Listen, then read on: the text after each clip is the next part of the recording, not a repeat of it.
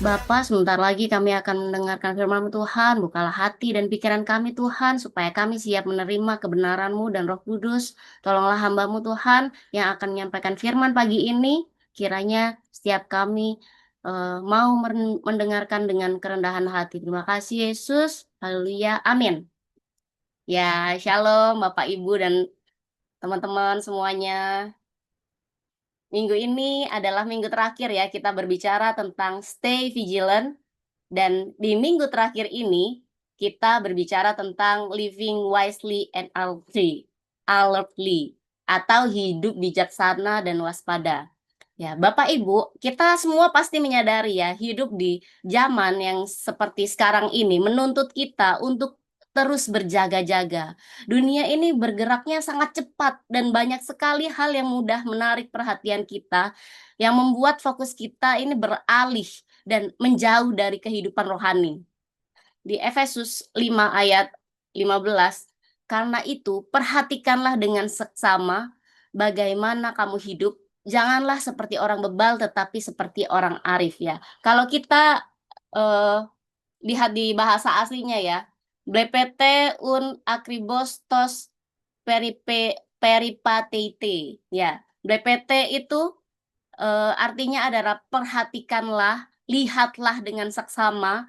Ya, ini adalah bentuk perintah, dan akribos itu artinya adalah teliti, hati-hati, cermat, dan tepat ya. Dan peripateite ini berjalanlah ya, yang secara kiasan berarti cara hidup gitu. Jadi frase blepete akribos ini bisa diterjemahkan, lihatlah dengan teliti atau perhatikan dengan sungguh-sungguh bagaimana kamu hidup. Ya, di sini Paulus menegaskan bahwa hidup orang percaya tidak boleh dijalani sembarangan, tetapi dengan perhatian dan kehati-hatian yang terus diarahkan kepada kehendak Allah. Jadi melihat dengan teliti, menilai dengan hati-hati, ya kira-kira seperti seseorang yang berjalan di jalan yang sempit ya, dengan tebing di kedua sisinya. Jadi harus fokus sekali. Jadi pagi ini kita mau belajar ya dari tokoh Alkitab yang mencerminkan sikap bijaksana dan waspada. Dia adalah Daniel. Ya, seperti yang sudah sama-sama kita tahu ya, bahwa Daniel seorang muda dari Yahudi ya, bersama Sadrak, Mesak, dan Abednego hidup sebagai tawanan di Babel. Mereka ditawan pada masa pemerintahan Raja Nebukadnezar, dan saat mereka berusia sekitar 15 sampai 17 tahun waktu itu. Dan eh, di tanah pembuangan itu iman mereka ini diuji. Dan hal yang menariknya dari Daniel ini, eh, hidupnya dia ini bukan hanya di satu masa kekuasaan, tapi dia melewati tiga masa ya. Pemerintahan waktu Raja Nebukadnezar, Belshazzar, Darius, dan sebagian dari waktunya Kores itu.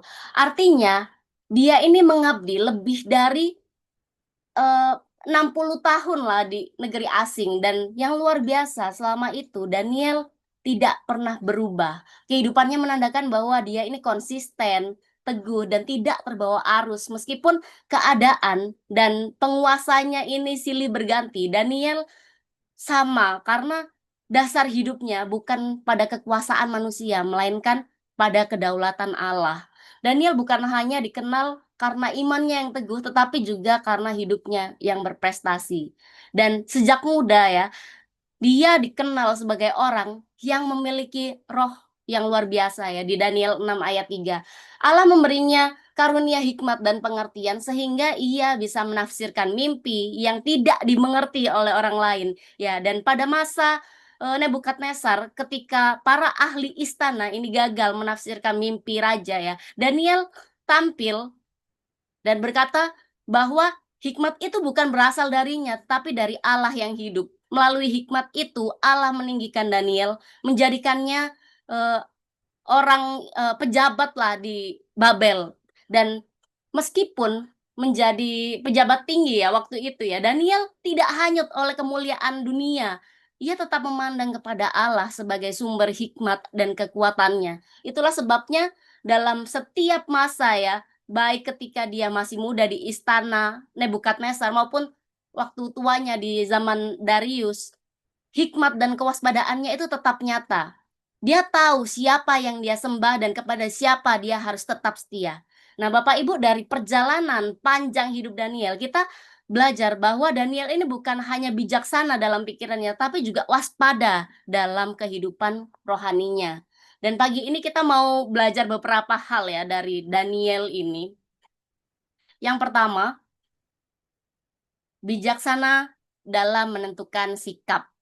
Perjalanan hidup Daniel ini dimulai di tanah pembuangan, sebuah situasi yang pastinya tidak mudah bagi siapapun, dari Yerusalem menuju Babel, negeri yang asing dan syarat dengan nilai-nilai yang bertentangan dengan imannya. Tetapi di tempat itu kebijaksanaan, kerohanian Daniel ini semakin nampak. Daniel tidak hanya cerdas secara intelektual, tapi juga bijaksana dalam bersikap dan mengambil keputusan. Dia tahu bagaimana menempatkan diri, tahu kapan harus berbicara, tahu bagaimana menjaga hati agar tetap murni di tengah sistem yang berusaha mengubah identitasnya. Dan Raja Babel waktu itu ya berusaha menghapus jejak iman mereka, mengganti nama mereka, bahasa, bahkan makanan mereka. Namun Daniel tetap berpegang pada imannya. Ya, di Daniel 1 ayat 8, Daniel berketetapan untuk tidak menajiskan dirinya dengan santapan raja dan dengan anggur yang biasa diminum raja.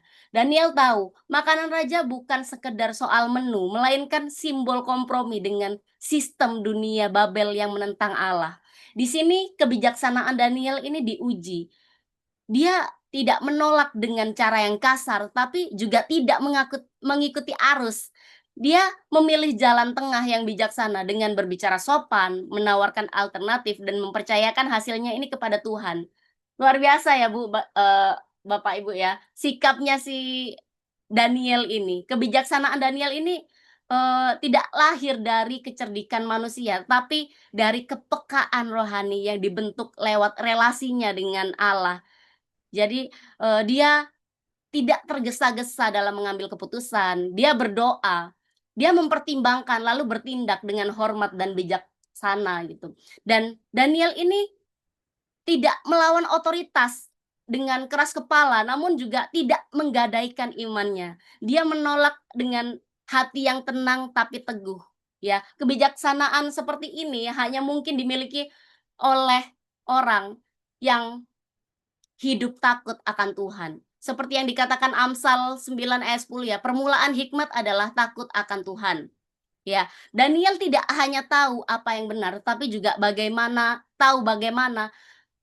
melakukannya dengan cara yang benar. Itulah perbedaan antara pengetahuan dan kebijaksanaan. Pengetahuan bisa membuat seseorang pintar, tetapi kebijaksanaan membuat seseorang berkenan di hadapan Allah dan manusia. Dan apa yang terjadi setelahnya ketika Daniel dan teman-temannya, hanya makan sayur dan minum air ya, mereka tidak menjadi lemah, tetapi justru tampak lebih sehat, kuat dibandingkan mereka yang menikmati makanan raja. Allah sendiri yang memelihara mereka ya. Di Daniel 1 ayat 17, kepada keempat orang muda itu Allah memberikan pengetahuan dan kepandaian dalam berbagai-bagai tulisan dan hikmat, sedang Daniel mempunyai pengertian tentang berbagai-bagai penglihatan dan mimpi. Inilah buah dari hidup yang bijaksana. Allah menambahkan hikmat kepada mereka yang memilih taat, bahkan dalam hal kecil. Daniel menunjukkan bahwa kebijaksanaan sejati ini bukan hanya soal kecerdasan, tetapi tentang keberanian untuk berkata tidak pada hal-hal yang bisa menajiskan hati. Ya, Bapak Ibu, seringkali ya kita juga berada di Babel modern ya, saya bilangnya ya, di dunia yang menekan kita untuk menyerupai sistemnya. Ya, cara berpikirnya, cara bersikapnya, bahkan cara mencari kesuksesannya. Tapi seperti Daniel ya, kita dipanggil untuk tetap bijaksana, menolak tanpa membenci, berprinsip tanpa sombong, dan tetap sopan tanpa kehilangan kebenaran. Hidup bijaksana ini berarti harus tahu Ya, kapan harus berdiri dan kepada siapa kita berdiri. Daniel menunjukkan bahwa keputusan yang kecil bila diambil dengan takut akan Tuhan bisa mengubah seluruh perjalanan hidup. Dan di balik keputusan sederhana itu ya, untuk tidak menajiskan dirinya sendiri, Allah mulai menyiapkan Daniel untuk rencana besarnya, yaitu menjadi saksinya di tengah kerajaan Babel yang megah, tapi kosong secara rohani. Ya, hidup bijaksana berarti tetap taat, bahkan dalam hal-hal kecil. Sebab dari ketetapan hati yang kecil itulah Allah menyiapkan hal-hal yang besar dalam hidup kita. Dan seperti Daniel, kita pun dipanggil untuk hidup dengan prinsip yang teguh di tengah dunia yang menekankan ya untuk berkompromi, ya. Dan yang kedua yang bisa kita pelajari dari Daniel adalah waspada dalam disiplin rohani. Hidup bijaksana ini bukan berarti, tanpa kewaspadaan rohani ya Bapak Ibu ya. Daniel bukan hanya seorang yang cerdas dan berhikmat, tapi juga penuh integritas dan setia kepada Allah di tengah godaan dan tekanan dunia di Babel. Sebagai salah satu, orang ternama ya di kerajaan Darius ini, Daniel dikenal sebagai pribadi yang luar biasa dalam tanggung jawabnya. Dia bekerja dengan jujur dan tidak pernah menyalahgunakan kepercayaannya. Integritasnya membuatnya disegani, bahkan oleh rajanya sendiri. Ya, tetapi justru karena itulah ya, beberapa orang menjadi iri kepada Daniel dan berusaha menjatuhkannya. Bayangkan ya Bapak Ibu ya, posisi Daniel saat itu tuh sedang berada di puncak karirnya, sudah menjadi orang penting di negeri asing. Namun di tengah kekuasaan dan kepercayaan besar itu ya, Daniel tetap hidup dengan hati yang terjaga. Dia tidak silau oleh jabatan, tidak tergoda untuk korupsi gitu, tidak mencari keuntungan bagi dirinya sendiri. Daniel tahu bahwa kewaspadaan sejati itu bukan soal curiga terhadap orang lain, tetapi menjaga hati agar tetap murni di hadapan Allah. Daniel 6 ayat 5, kami tidak akan mendapat alasan dakwaan terhadap Daniel ini kecuali dalam hal ibadahnya kepada Allahnya. Mereka mencari-cari kesalahan Daniel dan dalam urusan pemerintahan, tetapi tidak menemukan apapun. Ya, betapa tinggi integritas yang dimiliki oleh Daniel ini. Bahkan musuh pun mengakui bahwa satu-satunya celah hidupnya hanyalah kesetiaannya beribadah. Itulah puncak dari kewaspadaan Daniel. Dia tidak membiarkan urusan dunia mengaburkan kesetiaannya kepada Tuhan. Namun justru di situ ujiannya itu datang. Para pejabat itu membuat peraturan yang melarang siapapun berdoa kepada Allah atau manusia manapun selain dari Raja Darius. Hukuman bagi pelanggaran itu adalah dilempar ke gua singa. Tetapi bagaimana responnya Daniel? Ya, di Daniel 6 ayat 10, 3 kali sehari ia berlutut berdoa serta memuji Allahnya seperti yang biasa dilakukannya. Daniel tidak berubah sedikit pun. Dia tidak mencari cara aman, tidak bersembunyi, tidak juga bernegosiasi dengan imannya. Dia tetap melakukan seperti biasa. Dia tahu resikonya, dia tahu apa yang menantinya, tetapi baginya berhenti berdoa berarti berhenti hidup benar. Inilah yang dimaksud Paulus ya ketika berkata, "Perhatikanlah bagaimana kamu hidup" di Efesus 5 ayat 15. Hidup waspada ini berarti, tetap teguh melakukan yang benar, bahkan ketika dunia melarangnya. Daniel menjaga disiplin rohaninya, dia berdoa, dia memuji, dan dia memandang ke arah Yerusalem, tanda kerinduannya akan hadirat Allah. Dia tidak hanya waspada terhadap ancaman luar, tapi juga terhadap kemalasan dan kompromi yang bisa masuk diam-diam ke dalam hati. Dan karena keteguhannya itu, Daniel akhirnya harus menghadapi konsekuensi. Dia ditangkap dan dilempar ke gua singa ya. Namun di sanalah Allah membuktikan kuasanya.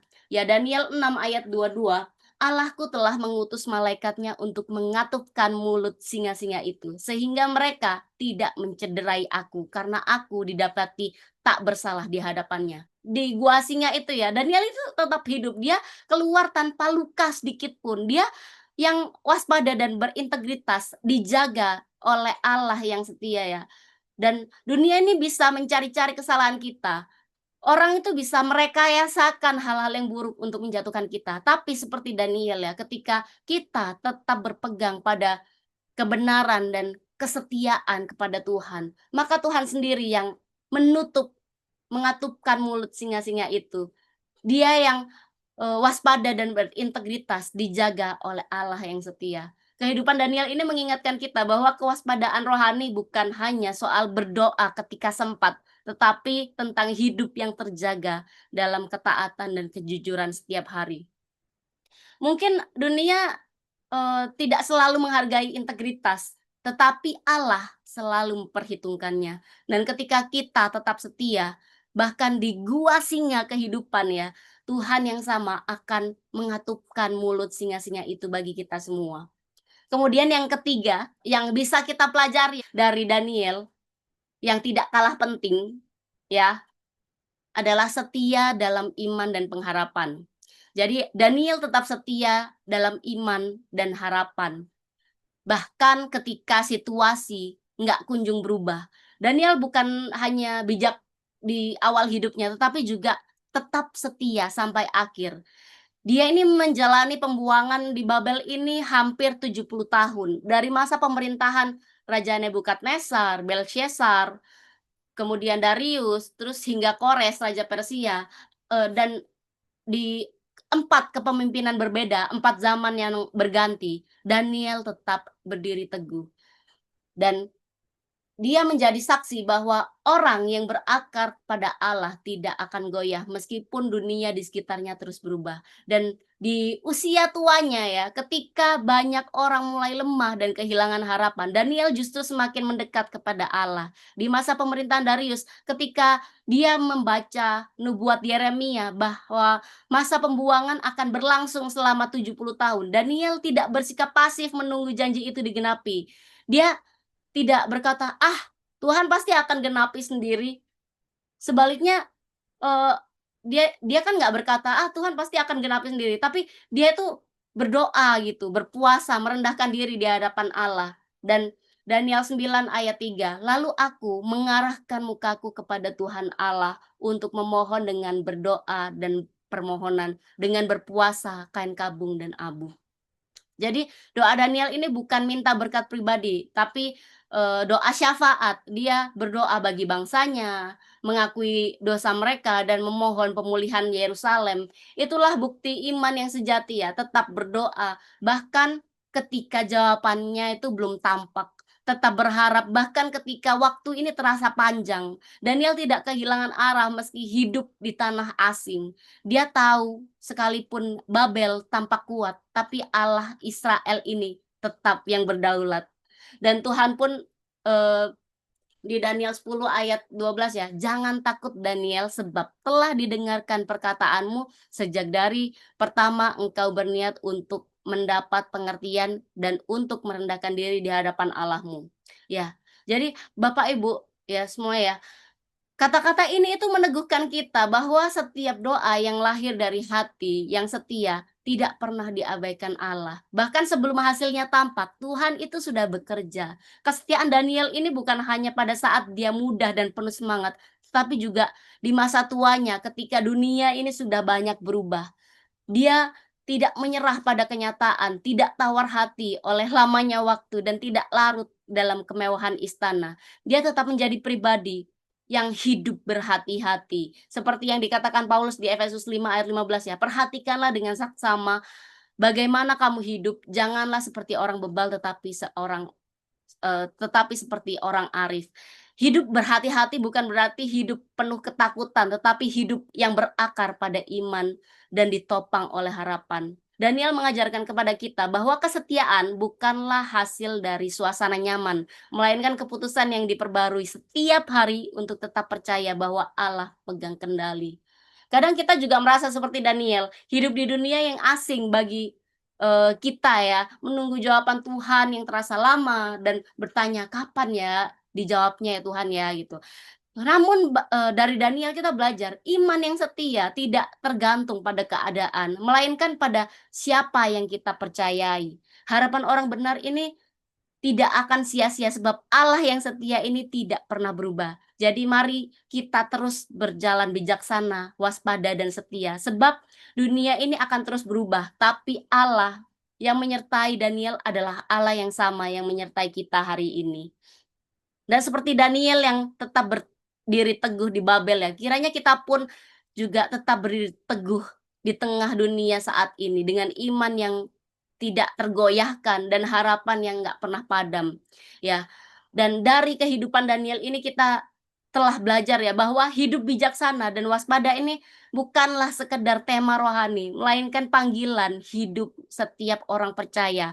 Hidup bijaksana ini berarti memiliki hati yang takut akan Tuhan dan mampu membedakan mana yang benar di hadapannya. Hidup waspada eee, berarti menjaga agar hati kita ini tidak terbawa arus dunia, tetap berdoa, tetap berpegang pada kebenaran, dan tetap setia di tengah perubahan zaman. Daniel tidak hidup di masa yang mudah, dia hidup di negeri asing, di bawah kekuasaan bangsa yang tidak mengenal Allah dan melewati 3 pemerintahan besar ya. Namun di masa sepanjang perjalanan panjang itu dia tidak pernah berubah. Karena hatinya ini berakar pada Allah yang tidak berubah. Dan Allah yang sama itu masih bekerja dalam hidup kita hari ini. Mungkin kita juga sedang berada di Babel kita masing-masing ya, Bapak Ibu ya. Di tempat kerja mungkin, di lingkungan sosial kita mungkin, bahkan dalam tekanan hidup yang menuntut kompromi. Namun seperti Daniel ya, kita bisa tetap berdiri teguh, bijaksana dalam mengambil keputusan, waspada dalam menjaga disiplin rohani, dan tetap setia dalam iman serta pengharapan, ya. Dan kiranya firman hari ini ya, pagi ini menolong kita semua untuk melangkah dengan bijaksana dan berjaga dengan waspada dan berjalan dengan setia. Kiranya melalui kisah Daniel ini kita dikuatkan untuk tetap teguh di tengah tekanan. Sebab Tuhan yang menyertai Daniel adalah Tuhan yang menyertai kita hari ini. Dan sharing breakout room kita, bagaimana menurut Anda hidup dengan hikmat dan integritas seperti Daniel di tengah tekanan? Berikan contoh nyata saat Anda bergumul untuk tetap pegang prinsip benar. Dan yang kedua, apa yang sering membuat kita lengah secara rohani dan bagaimana kita bisa saling menolong agar tetap waspada dan setia seperti Daniel? Mari kita tutup dengan doa. Bapa, terima kasih Tuhan untuk firman-Mu yang baru saja kami dengarkan ya Tuhan. Sebentar kami mau masuk ke breakout room kami masing-masing, eee, biar kami bisa mendengarkan dan bersaksi juga di breakout room kami masing-masing ya Tuhan Yesus, dengan hati yang terbuka ya Tuhan, dan berbagi dengan kerendahan hati ya Tuhan, saling membangun ya Tuhan Yesus. Terima kasih Yesus, haleluya, amin.